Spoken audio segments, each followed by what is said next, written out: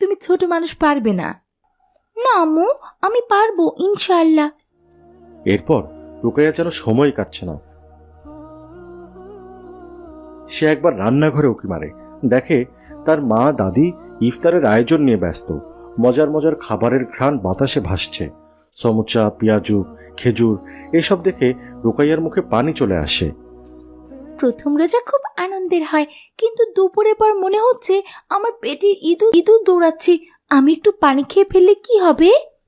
এরপর রুকাইয়া আবারও রান্নাঘরে চলে যায়, ইফতারের সময় জিজ্ঞেস করতে থাকে। মা, ইফতার কখন হবে? একটু ধৈর্য ধরো, বিকেল হতে এখনো কয়েক ঘন্টা বাকি। কি, এত দেরি? আমি তো এখনই অনেক ক্ষুধার্ত। আহারে, আমার নাতনির জন্য রোজা রাখা যেন এক কঠিন পরীক্ষা হয়ে গেছে। দাদি, সকাল পর্যন্ত একদম ঠিক ছিলাম, কিন্তু এখন মনে হচ্ছে আর পারবো না। রোজা মানে শুধু না খেয়ে থাকা নয়, এটা ধৈর্যের পরীক্ষাও।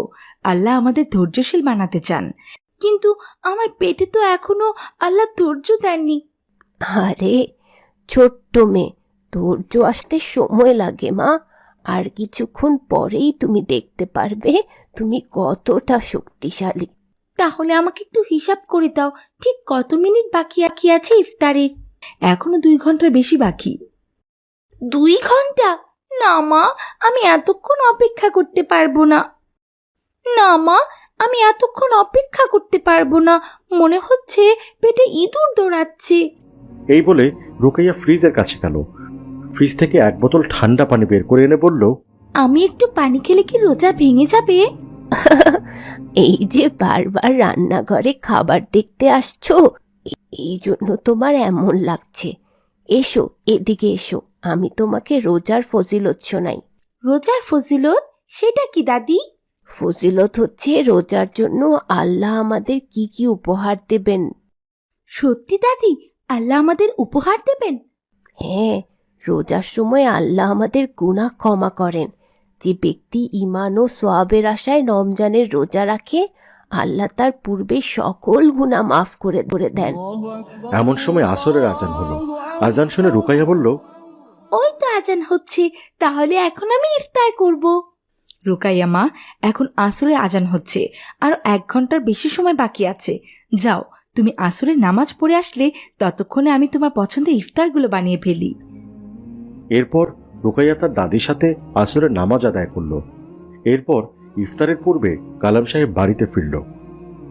বাবা, তুমি এসেছো? হ্যাঁ রুকাইয়ার মা, তোমার প্রথম রোজা কেমন যাচ্ছে? পেটের মধ্যে বিড়াল আর ইঁদুর মারামারি করছে। সুবহানাল্লাহ, তাহলে তো বেশ ভালোই। দাদি বলেছেন আল্লাহ আমাদের রোজার পুরস্কার দিবেন। হ্যাঁ, রোজাদারদের জন্য জান্নাতের বিশেষ একটি দরজা রয়েছে। সে দরজার নাম রাইয়ান, যে দরজা দিয়ে কেবলমাত্র রোজাদাররাই প্রবেশ করবে। এই কথা শুনে রুকাইয়ার চোখ চকচক করে উঠল। সে ভাবল, জান্নাতে রাইয়ান নামের দরজা আছে, আর আমি যদি ধৈর্য ধরতে পারি তাহলে আল্লাহ নিজেই আমাকে পুরস্কার দিবেন। সুবহানাল্লাহ। ঠিক আছে রুকাইয়ার মা, তুমি বসো, আমি অজু করে আসছি। এরপর সবাই মিলে ইফতারের জন্য বসলো। ইফতারের পূর্বে সবাই দোয়া করলো। এই দেখে রুকাইয়া বলল, বাবা, আমরা এখন কেন দোয়া করলাম? কেননা ইফতারের পূর্বে দোয়া করলে আল্লাহ তা তাৎক্ষণিক কবুল করে নেন। রুকাইয়া মা, তুমি কি জানো রোজার পুরস্কার আল্লাহ নিজ হাতে দেবেন? সুবহানাল্লাহ, তাহলে তো আমি সবগুলো রোজা রাখার চেষ্টা করব ইনশাআল্লাহ। অবশেষে মাগরিবের আজান হলো। রুকাইয়া দ্রুত খেজুর মুখে দিল, আর মনে হলো পৃথিবীর সবচেয়ে মিষ্টি কিছু একটা সে খাচ্ছে। রুকাইয়ার তৃপ্তি দেখে তার দাদি বলল, আল্লাহ বলেছেন রোজাদারদের জন্য 2টি আনন্দের মুহূর্ত থাকে, একটা ইফতারের সময়, আরেকটা যখন সে আল্লাহর সাথে সাক্ষাৎ করবে তখন। এই শুনে রুকাইয়ার মন শান্তিতে ভরে গেল। সে অনুভব করলো রোজা শুধু খিদে সহ্য করার নাম নয়, বরং ধৈর্য, তাকওয়া আর আল্লাহকে ভালোবাসার এক অপূর্ব নিদর্শন, এক অভূতপূর্ব অনুভূতি। এভাবেই রুকাইয়ার প্রথম রোজা শুধু একদিনের অভিজ্ঞতা ছিল না, বরং জীবনের সবচেয়ে সুন্দর এক শিক্ষা হয়ে রইল।